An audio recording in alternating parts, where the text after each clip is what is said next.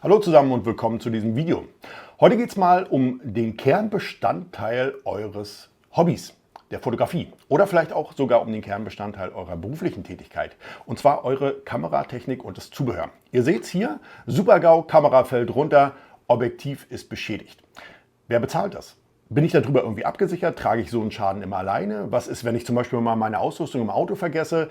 Ich gehe schnell irgendwo einen Kaffee trinken, Auto wird aufgebrochen oder gestohlen. Was ist mit meiner Kameratechnik? Mir ist das Ganze aufgefallen auf dem letzten Fotowalk. Da waren sehr viele nette Fotografen, Hobbyfotografen und da war ich doch erstaunt, wie viel Technik, also wie viel Geld viele in ihrem Rucksack hatten. Ne? Da bist du schnell bei 6, 8. Ich hatte einen dabei, der hatte für 12.000 Euro Kamera, Bodies und auch Objektive, Festbrennweiten mit im Rucksack.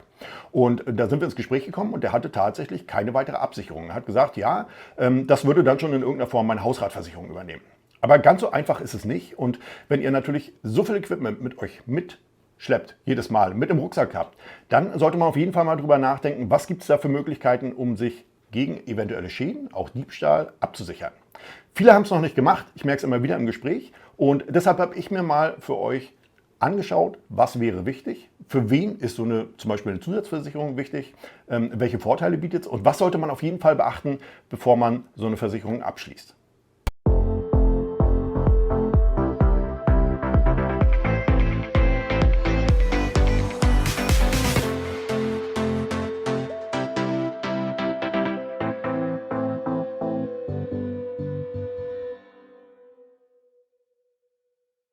Wie gesagt, auf dem letzten Fotowalk habe ich es gemerkt, dass sich viele Hobby- und auch Berufsfotografen gar nicht so Gedanken darüber machen, was ist, wenn wirklich der Super-GAU eintritt und entweder meine Kamera gestohlen wird, mein Equipment gestohlen wird, ich es vielleicht auch verliere, es zum Beispiel im Flieger abhanden kommt oder sogar durch Eigenverschulden mir die Kamera aufs Pflaster fällt. Es muss ja nicht nur das Objektiv, wie hier in dem Fall, kaputt sein, sondern es kann auch der Body gleich beschädigt werden und so weiter und so fort. Viele haben natürlich teure Technik. Ich kenne sehr viele Hobbyfotografen, die auch wirklich lange drauf sparen. Wenn ich mir jetzt eine Vollformatkamera vielleicht für 2.000, 3.000, 4.000 Euro kaufe und ein paar entsprechende Objektive, dann ist es den meisten nicht so leicht, einfach mal aus der Portokasse zu sagen, ach, ist jetzt weg, keine Ahnung, 6.000 Euro kaufe ich mir neu, kein Problem. Ja? Und da ist es eben wichtig zu wissen, wie kann ich das Ganze oder ist es sinnvoll, das Ganze vielleicht noch in irgendeiner Form abzusichern. Jetzt habe ich im Gespräch immer wieder gehört, Hausratversicherung. Klar, es gibt Hausratversicherungen, da sind gewisse Sachen eingeschlossen. In erster Linie ist aber die Hausratversicherung natürlich für die Dinge, die ihr zu Hause habt. Zu Hause wird eingebrochen bei euch, eure Kameraausrüstung wird gestohlen, dann ist sie in der Regel darüber auch versichert.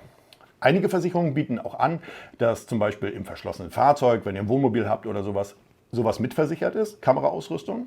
Aber das ist in der Regel sehr beschränkt. Das heißt, es gibt bestimmte Situationen, die vorgegeben sind, das darf nur im Carport sein oder etc. Dann gibt es auch bei der Regulierung Einschränkungen. Das heißt, viele Versicherungen sagen, es gibt nur einen bestimmten Betrag. Das heißt, Fotoequipment ja, aber vielleicht nur bis 1.000 oder 2.000 Euro im Gesamtwert.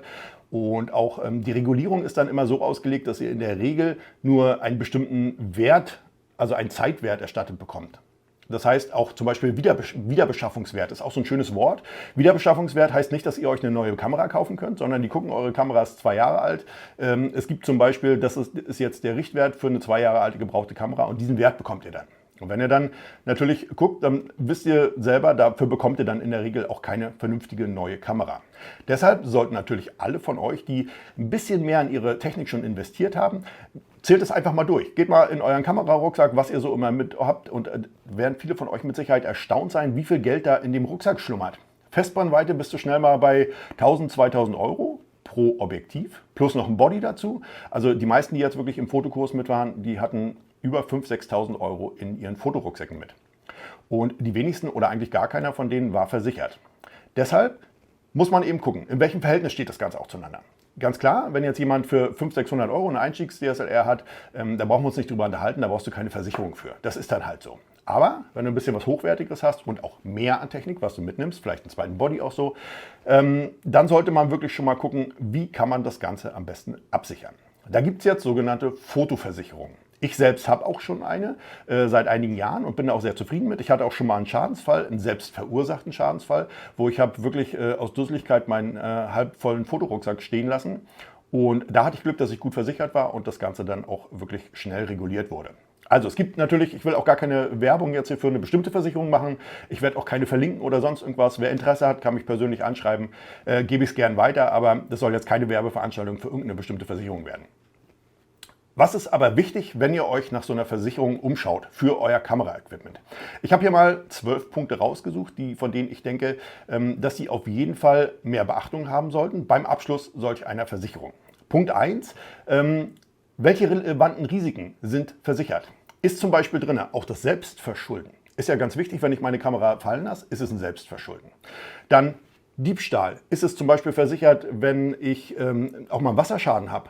Kann auch passieren. Im Regen irgendwo stehen gelassen, Wasser reingelaufen, Kamera kaputt. Wenn mein Gepäck im Flugzeug gestohlen wird, sagen jetzt vielleicht einige von euch, ja, ist ja versichert über die Fluggesellschaft, ist richtig, ist aber vom Preis her nach oben gedeckelt. Auch da müsst ihr eben gucken, dass ihr einen möglichst hohen Umfang an Risiken habt, die versichert sind.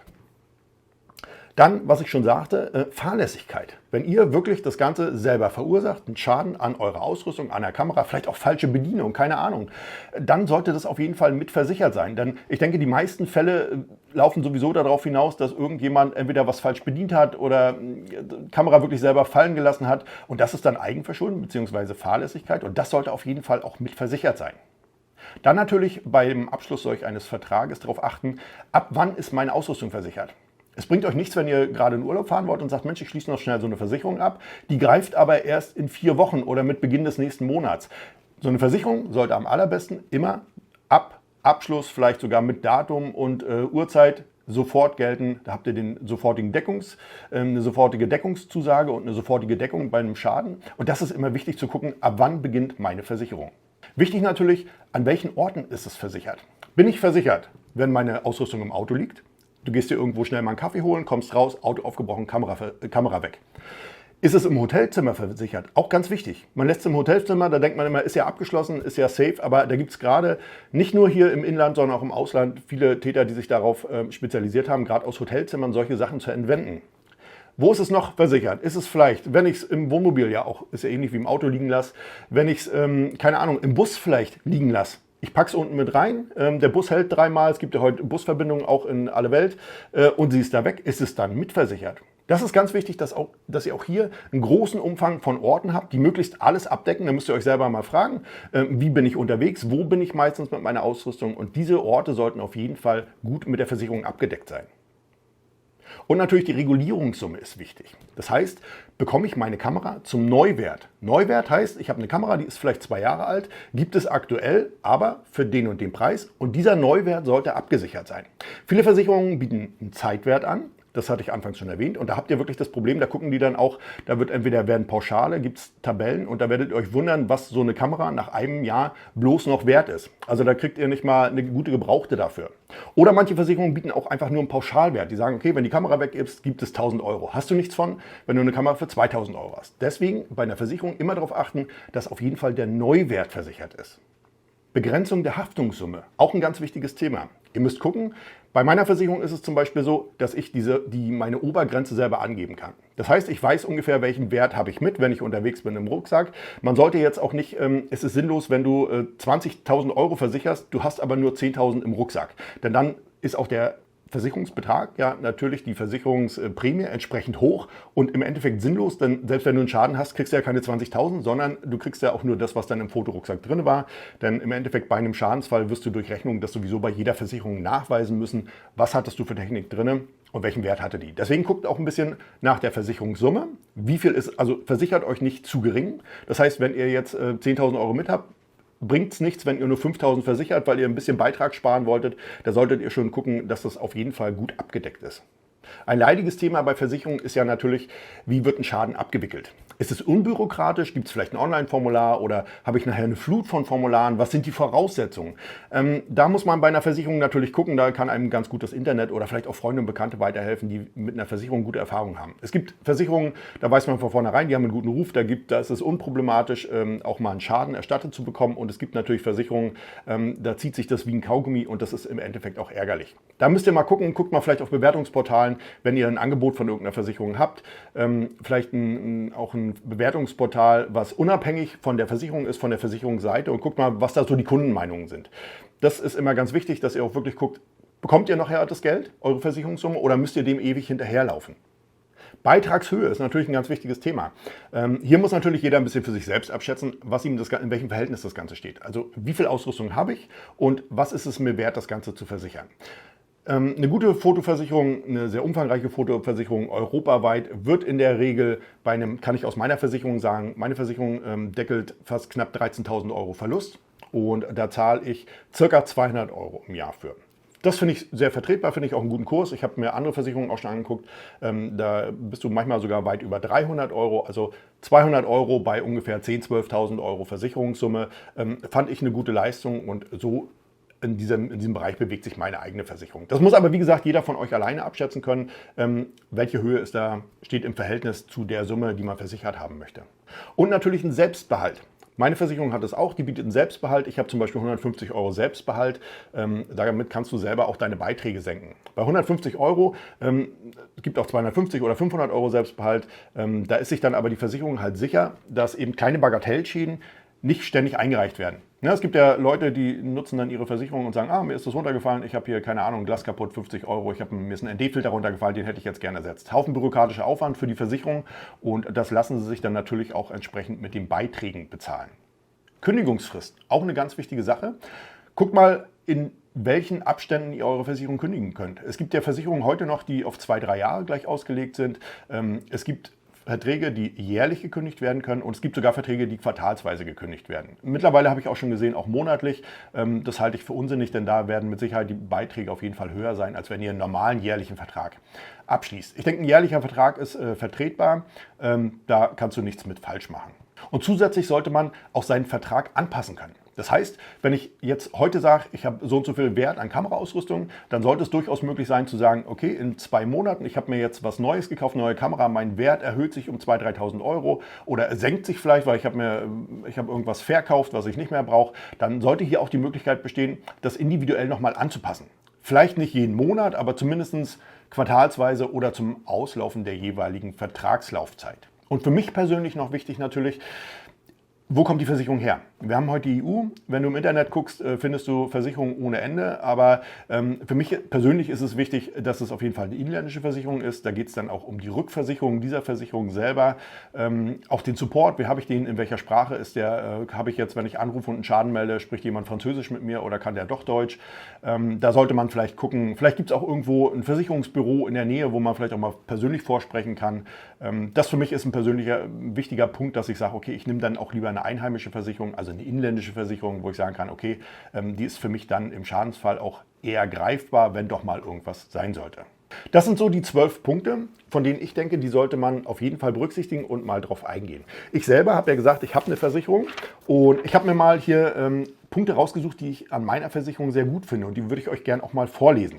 Und zwar habe ich 24 Stunden Diebstahlschutz im Auto, Wohnmobil oder Wohnwagen. Hatte ich ja schon gesagt, das finde ich wichtig, gerade wenn ihr mal auch nachts vielleicht irgendwo die Kamera doch vergessen habt, kann ja mal aus Dusseligkeit sein, Rucksack ist liegen geblieben oder ihr seid irgendwo auf einem abgeschlossenen Gelände, wo ihr doch denkt, ach, da passiert nichts, lasse ich liegen und es wird doch gestohlen, dass hier wirklich 24 Stunden Schutz auch gerade im Auto vorhanden ist. Auch im Mietwagen, im Ausland, wenn ihr irgendwo seid. Das finde ich eine ganz wichtige Sache.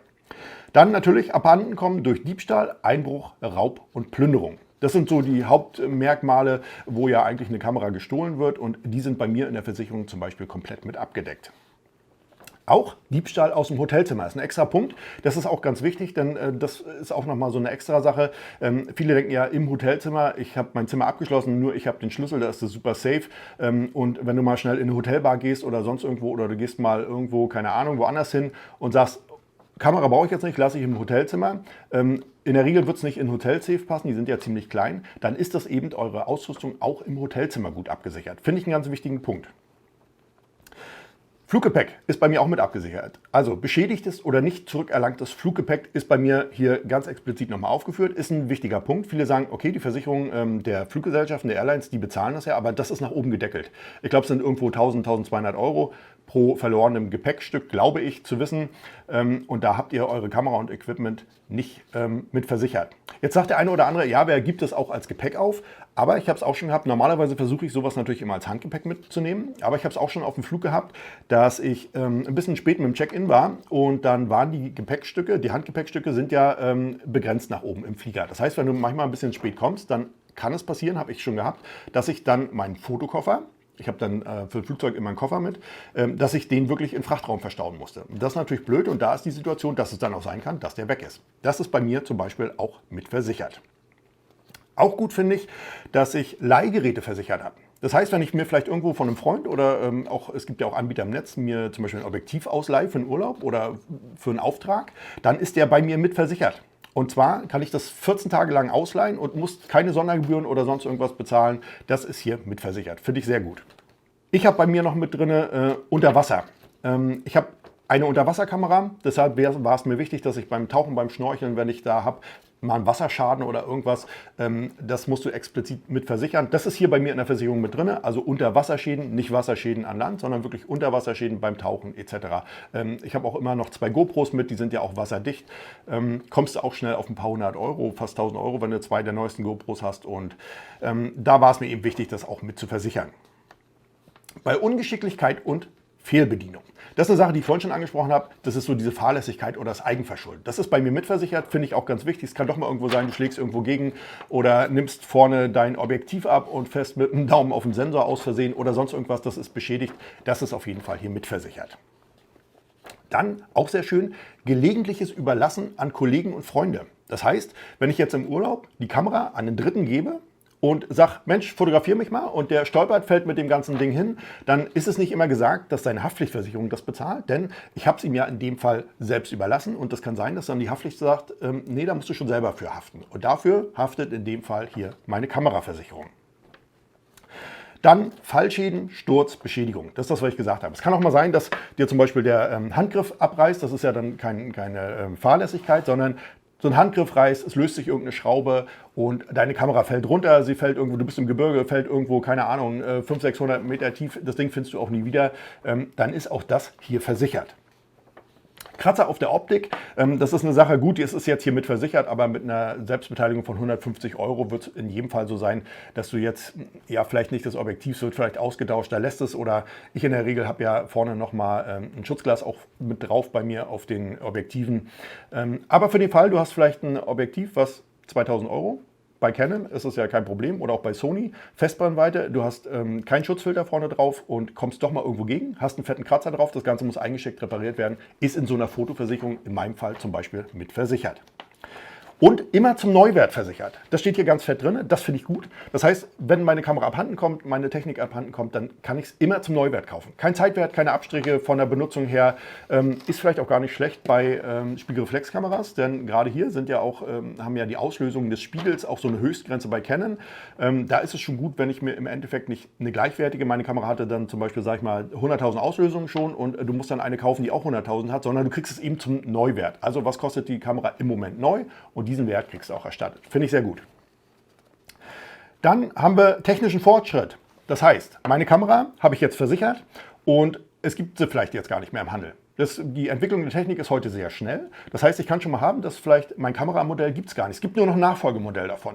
Dann bekomme ich in dem Fall den Betrag für mein Nachfolgemodell. Das heißt, ich kann mir dann den Nachfolger davon zulegen. Natürlich nur in dem Fall, dass mein eigenes Kameramodell auf dem Markt nicht mehr angeboten wird. In der Regel gibt es die ja ziemlich lange, aber es kann ja mal sein, wenn ihr jetzt so eine Versicherung 10 Jahre habt und ihr habt die Kamera 10 Jahre, dann könnt ihr zum Beispiel das Nachfolgemodell dafür, kriegt den Betrag dafür erstattet. Dann Vorsorgeklausel bis zu 20% der Versicherungssumme. Da muss ich auch erstmal nachgucken, habe auch meinen Versicherungsmenschen mal angerufen und habe gesagt, was heißt denn diese 20% Vorsorgeklausel? 20% Vorsorgeklausel von der Versicherungssumme, was hier bei mir drin steht, bedeutet, dass wenn ich meine Kamera zum Beispiel, mein Equipment auf 10.000 Euro abgesichert habe und in dem Jahr, in dem das Ganze jetzt läuft, der Vertrag, habe ich mir jetzt aber vielleicht noch ein Objektiv dazu gekauft. Und das Objektiv ist jetzt nochmal 2.000 Euro wert. Dann habe ich 12.000 Euro. Und dann wäre das in diesem Fall mit abgesichert. 20% von diese Vorsorgeklausel besagt quasi, dass du 20% über deine Versicherungssumme, die du hier im Vertrag stehen hast, drüber gehen kannst mit dem Wert deiner Ausrüstung. Du musst das natürlich zum Vertragsende, wenn das Quartal oder wie auch immer die Vertragslaufzeit ist, beendet ist, musst du es natürlich anmelden. Das wäre einfach, wenn ich es immer so laufen lasse. Aber wenn ich mir zum Beispiel im laufenden Jahr irgendwie was Neues kaufe und das ist dann mehr wert, meine Ausrüstung, als diese 10.000 Euro, dann bin ich 20% zum Beispiel über die 10.000 Euro hinaus noch weiter versichert. Finde ich gut, muss ich nicht zwischendurch irgendwie den Vertrag ändern. Das ist schon eine nette Angelegenheit. Und Drohnen. Nicht Drohnen als Haftpflichtversicherung, sondern Drohnen gegen Diebstahl. Ich habe, wenn ich unterwegs bin, auch immer eine Mavic mit. Ist auch wichtig, dass die eben mit versichert sind, denn die zählen nicht als Kameratechnik an sich und auch nicht unter das Zubehör, sondern es ist eine eigene Sparte. Drohnen an sich sind eine eigene Sparte und da ist es wichtig, wenn ihr keine habt, braucht ihr das nicht. Bei mir ist es mit drin. Ich habe immer eine mit bei und da ist auch wichtig, hier steht zum Beispiel auch drin, dass die bei Nichtauffinden versichert ist. Das heißt, meine Drohne haut ab, ich bin dann doch mal ein bisschen vielleicht über die längste Reichweite hinausgeflogen und das Ding stürzt irgendwo ab und ist komplett verschwunden. Dann ist es auch hier versichert. Das finde ich auch eine coole Sache. Das war es zu meiner Versicherung. Wie gesagt, ich habe eine. Hatte auch schon mal einen Versicherungsfall damit, war ein bisschen trottelig. Ich habe meinen Kamerarucksack halb voll stehen lassen auf dem Brautpaar-Shooting. Da bist du viel im Gespräch. Ich hatte mit 2 Kameras habe ich gearbeitet und habe dann an einem Bootsschuppen meinen Rucksack hingestellt. Und im Gespräch läuft weiter, verdüst das Ganze. Kam nachher zurück, war natürlich weg. Waren ungefähr 6.000 € drin. Die habe ich wirklich problemlos von meiner Versicherung auch ersetzt bekommen. Deswegen kann ich nur sagen, ich habe da eine gute Erfahrung mitgemacht und ich hätte sie jetzt auch nicht missen möchten. Vielleicht habt ihr selber schon mal drüber nachgedacht über so eine Versicherung. Vielleicht habt ihr auch andere Erfahrungen, dass ihr sagt, ich habe die Hausratversicherung schlechthin, die übernimmt alles, keine Ahnung, Diebstahl im Auto, im Hotelzimmer oder was auch immer. Dann lasst mir dazu gerne einen Kommentar da. Vielleicht habt ihr auch selber eine Fotoversicherung, von der ihr sagt, okay, da habe ich gute Erfahrungen mitgemacht. Auch dann lasst mir für alle anderen, die es interessiert, gerne einen entsprechenden Kommentar dafür da. Wenn euch das Video gefallen hat, ihr es informativ fandet, ihr jetzt vielleicht auch mal drüber nachdenkt, eure Ausrüstung entsprechend zusätzlich zu versichern, damit ihr im Schadensfall nicht auf dem Schaden selber sitzen bleibt, dann lasst mir gerne einen Daumen hoch fürs Video da und wenn wir uns künftig in einem meiner neuen Videos wiedersehen wollen, dann abonniert doch gerne meinen Kanal. In diesem Sinne, bis dahin.